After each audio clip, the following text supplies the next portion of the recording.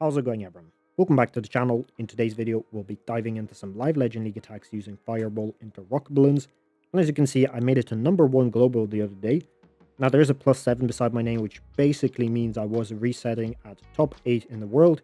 But I got all of my attacks done on that day and yeah, managed to reach #1, which I think is pretty cool. And here you see the offense log, +282, not the best day. There were some very close attacks, as you can see. And I'm recording this a few days afterwards, and I've been getting +300, which I feel is a big improvement, and I'm slowly starting to get used to the amount of damage and the timing of this army.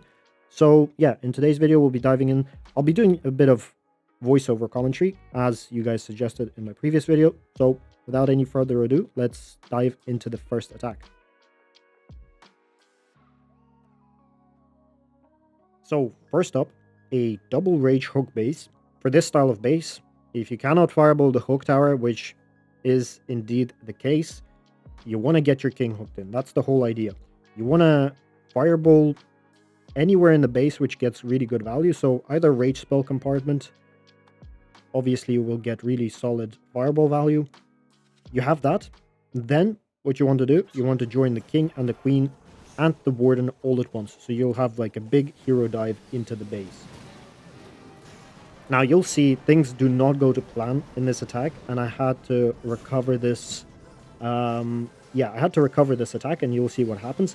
But here I'm aiming for this scatter shot because that gets really good value as well, right? You're going to get both scatter shots. You're going to get the multi-gear tower as well, and you're going to damage the left side ricochet cannon beside the king. So that's pretty good. And you're also going to take out the multi-inferno, you know, the rage spell tower itself. So that's pretty good value, right?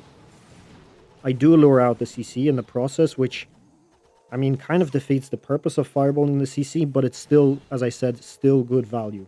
So here I'm about to, well, I guess, yeah, I'm going to be patient. I'm not going to ice block just yet. I'm going to freeze, and I'm going to deal with the ice golems.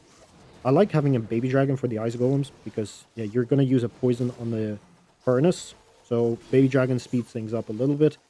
And yeah, as soon as that's being distracted, do the fireball, and you see that second ice golem actually freezes the healers, and I did not realize that until it was too late, and then I lost the warden.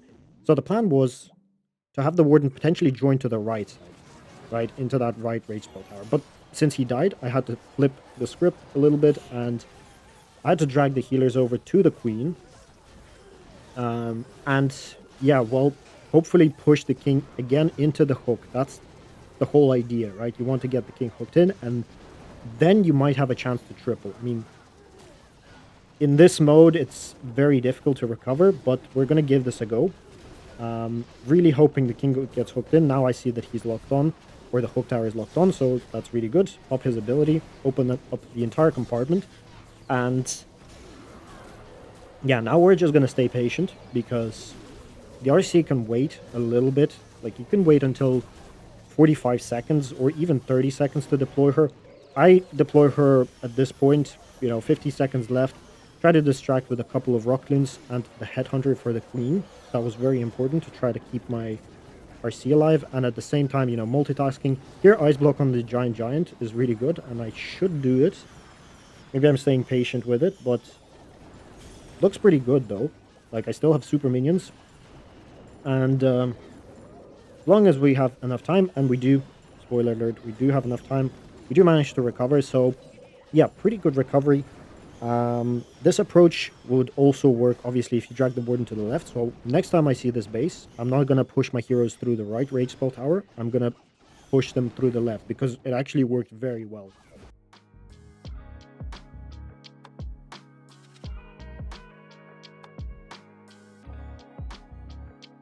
So next up, a double rage base. And this one, you obviously get a lot of fireball value in that, well, any rage spell compartment. I do not really like to fireball the town hall compartment unless I can take out the town hall pretty easily afterwards with a couple of rocket balloons. So here we're going to aim for the, well, for some stupid reason, I was aiming for the rage spell tower, even though I could fireball the scatter shot and get the exact same amount of value. So you'll see I'll end up wasting I'll end up wasting one invis to do that fireball. Also, setting up a flame flinger at 12 o'clock, something that I've been really trying to focus on, is using that flame flinger to get as much value as possible. Now, I also chose 12 because there is a multi-gear tower kind of closer towards that 12 o'clock side, which is why I placed it at the top. And also, I wouldn't really want to place the flame flinger on the left side at like 9 o'clock, just because if the warden goes there, which is the plan right now, right? I fireball the rage compartment and I have the warden go to the left side towards the queen. If I place the flame flinger at 9 o'clock on the left side, he might join the super minions after the flame flinger opens up, and that's never a good thing. So I like to keep the flame flinger as far away from the warden as I can. And yeah, you'll see, for some stupid reason, as I said, I focus on that rage spell tower, which gets me the exact same amount of value that a scattershot fireball would get me, but yeah, it is what it is. We're gonna fireball shortly and have the warden go left afterwards. Nice fireball. Get the CC down. Take out the furnace as well so I can save a poison spell for something else. Something else being a hero. Probably the hero that the warden is gonna encounter, which is the queen. Flame Flinger is getting really solid value at the top side, and we're setting up a cheap funnel with some Rocketloons and a baby dragon to kind of hero dive into this remaining compartment. And I poisoned the queen, as you see, but I poisoned her way too early, so I have to rage ahead to make sure that the warden, does not die through all that raged up spitter damage. Just being a little bit, playing it a little bit safe, I guess. Also, as you will notice, I am feeding the wall breakers through for the king. That's another important thing that you should try to do. To try to delay the king ability for as long as possible, right?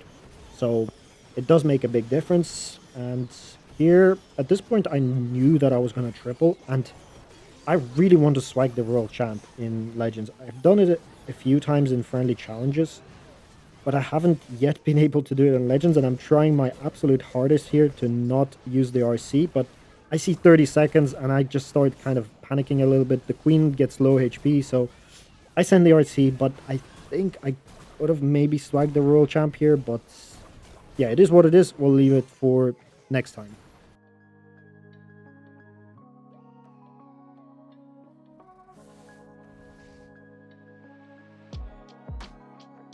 So here, a very toxic hook base. I absolutely hate attacking this base, even in normal mode, to be honest. I now have to face it in Legends mode.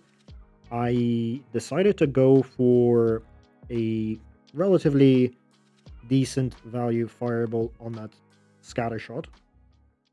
And here you can actually set up a flame flinger right by the CC. You have to partially pull it, so you have to be a little bit careful when you place the warden. You see, I'm not placing the healers just yet because I want to make sure that my warden gets targeted and not my healers by the fire mines. So have to be very careful there. And yeah, sniping out this final multi-mortar, setting up the flame flinger, very good value.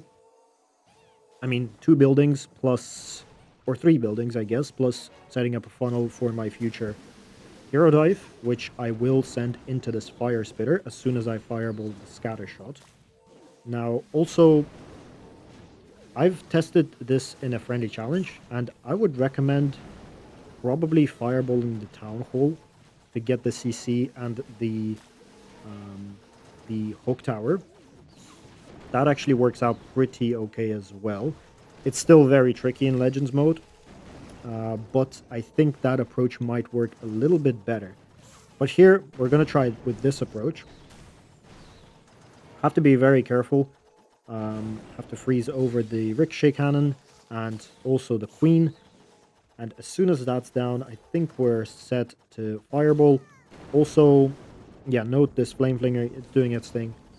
We needed it to take out quite a few buildings because the king... Well, actually, I decided to go for the... Yeah, okay. I decided to go for the air defense because it was much easier, right? It gets pretty much the exact same amount of value as a scatter shot would.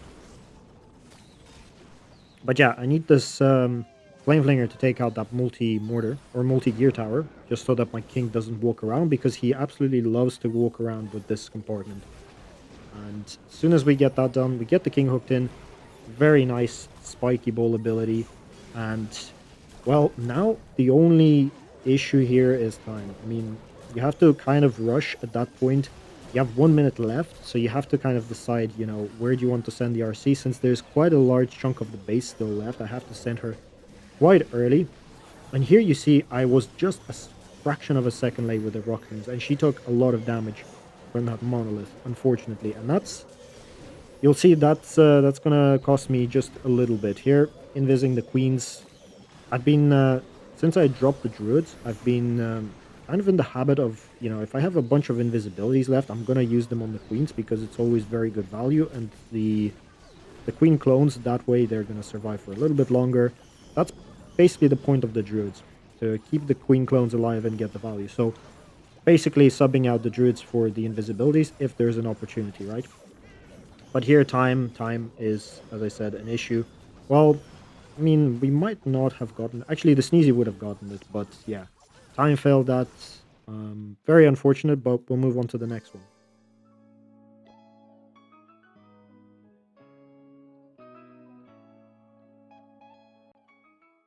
So this is a pretty common base style, or double rage base style, and for these styles of bases, you see the fire spitters are pointed outward. So I could fireball the rage spell tower itself and have the warden go towards the right side where the minion prince is, which is going to be my plan here. You could alternatively also fireball a defense that is a little bit deeper into the base to get the CC, but in this case, it was not really worth it because, well, I would have the scatter shot still remaining on the outside of the base and an X-bow, and yeah, I would just prefer to get the value around the rage spell tower in this particular case. Also, I noticed you could get really nice flinger value at that top side. It's going to get a few buildings, which is good enough. And it's going to help on the back end with the hero dive. Here we're just setting up the fireball. I mean, I'm just sniping out outside defenses, and as soon as the warden starts taking a little bit of damage, then I'm just going to ice block. Do the... How many invisibilities? This looks like 3 invisibilities, or two from here. 2 invis fireball. Very nice value. Quake out just in time before he takes too much damage. You see, kind of stepped forward a little bit, so I had to react. You have to really pay close attention to some of these interactions because monoliths hit pretty hard, especially if he's moving forward, because the healers don't heal the warden when he's moving forward. So you just have to watch out there. And I also sniped out the RC on the left with a baby dragon plus a headhunter. Also a very nice way to snipe out heroes. And at this point, we're going to start with our hero dive. The Sneezy is doing pretty good distracting for the minion prince. And again, like at the start of the video, I'm going to add a baby dragon into the ice golem CC that the warden is dealing with. And at the same time, the minions, I mean, the what's it called? The flame flinger got pretty good value. I mean, it took out that whole compartment, or that corner of the base. So that's good enough for me. Here we just have to make sure that the warden stays up, because you cannot afford to lose him, since the hero dive has kind of faded away a little bit. But again, just have to stay a little bit patient here. Let the rage wear off. Keep the warden alive. Here I'm just sending a bunch of Rocketloons because I need to keep the warden alive. The rage spell itself might not be enough to keep him up through that stupid multi-gear tower, so I just had to dump in a bunch of rocket balloons on the back end, which worked out pretty well. Raged him up, which I don't think I needed to rage him up there. Maybe I could have just raged up the RC on the back end, but again, you see a pretty comfortable triple, and yeah, we get another 40 trophies.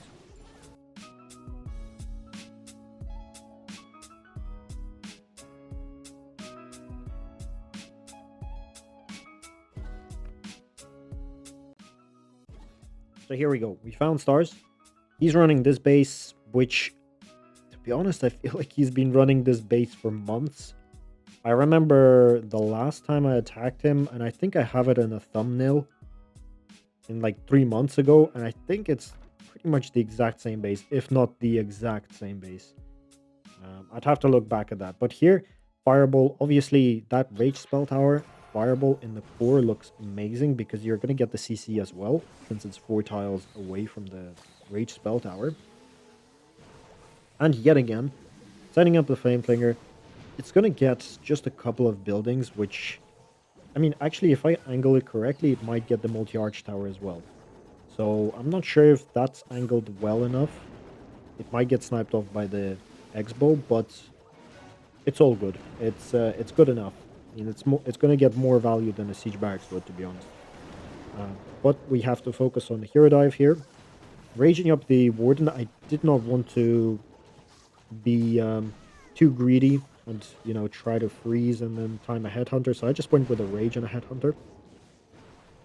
Also speeds the warden up, so that's going to save us a little bit of time.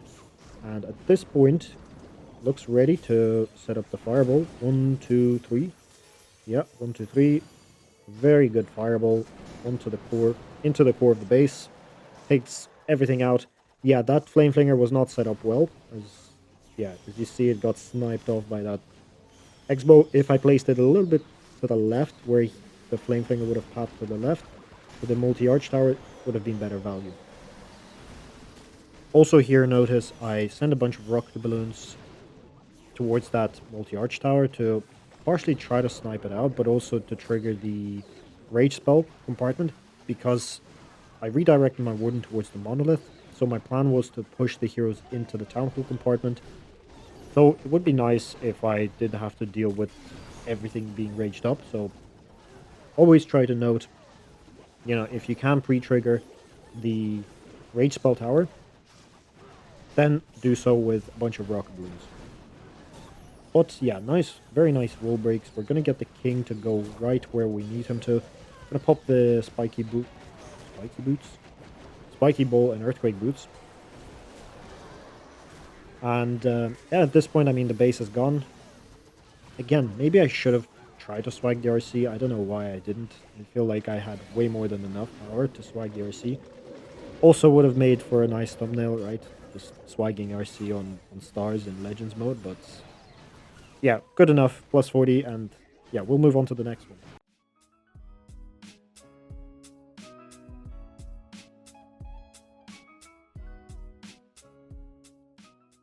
Here we find a Rage Poison base, and well, looking at this base, I thought, okay, 2 targets. You either fireball the Rage, or you fireball the Crusher Mortar that is dead in the center.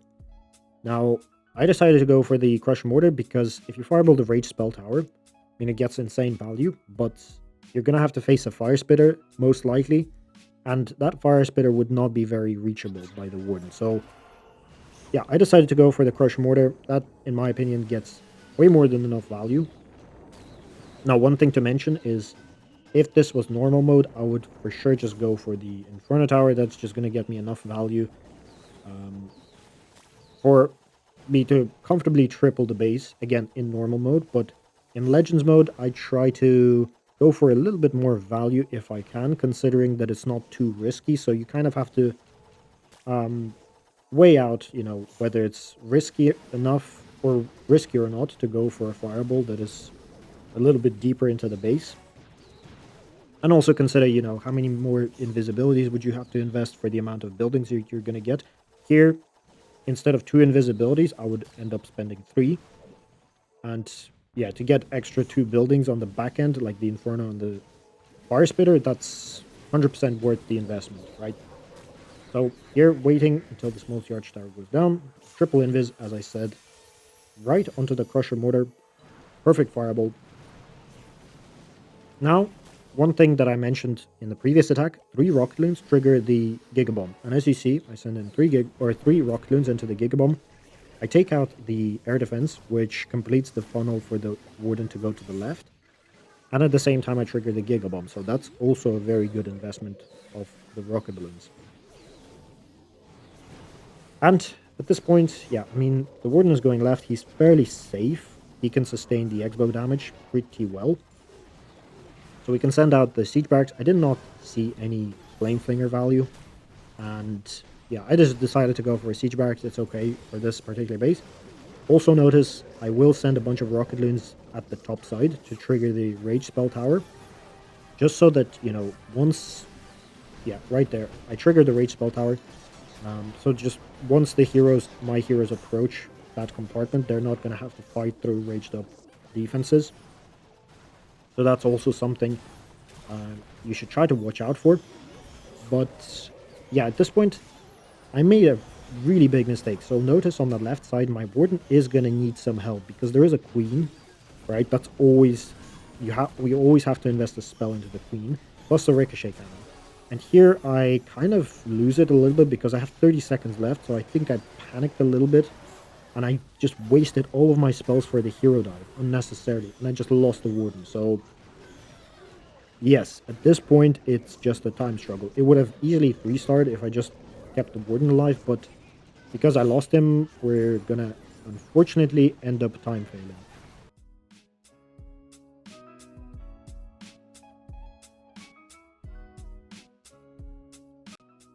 We'll finish off on a Rage-Invis base, and this base, well, similar base to this, I attacked in my last video, and I made one big mistake with the Flame Flinger. Again, I'm trying to use the Flame Flinger as much as possible nowadays, just so that, yeah. I mean, it's nice to have something to try to improve on, to be honest. Um, Felt like I've been stalling with this normal mode being a little bit too easy. I felt like I've been stalling and just doing the same stuff over and over again. So it's nice to, you know, try different approaches because, well, they are quite necessary if you want to, you know, get better in this Legends mode. So using Flame Flinger here, last video, I think I set it up way too early. So I would place it right now, and I had an issue where I had to invis the building that the Flame Flinger was locked onto, which meant that the Flame Flinger was going to get popped. So learning from that mistake, I'm going to set it up after I do the Fireball. And yeah, then it should be fine. I mean, you set up a Flame Flinger a minute into the attack, it's still going to get its value. But anything after that, you probably don't want to be placing a Flame Flinger because it does last for... I'm not sure what exactly amount of time it lasts, but yeah, after 1 minute, it's probably not worth. And here, really nice Fireball on the minute mark. We set up a Flame Flinger. It's going to do its thing. And as you'll see, we have this hook base, or this hook waiting for the Warden. So using the approach that we used beforehand, where you basically push all your heroes in all at once and get the king hooked in, so we're going to use that. Also invising the queen because I wasn't quite sure if she was going to be locked onto by the hook. So better be safe rather than sorry. Invising the queen and letting the king get hooked in. Flame Flinger is doing its thing there at the top and is getting really, really good value. At this point, you just stay as patient as you can, and you're going to send the RC on the back end. And yeah, the base should go down relatively quickly.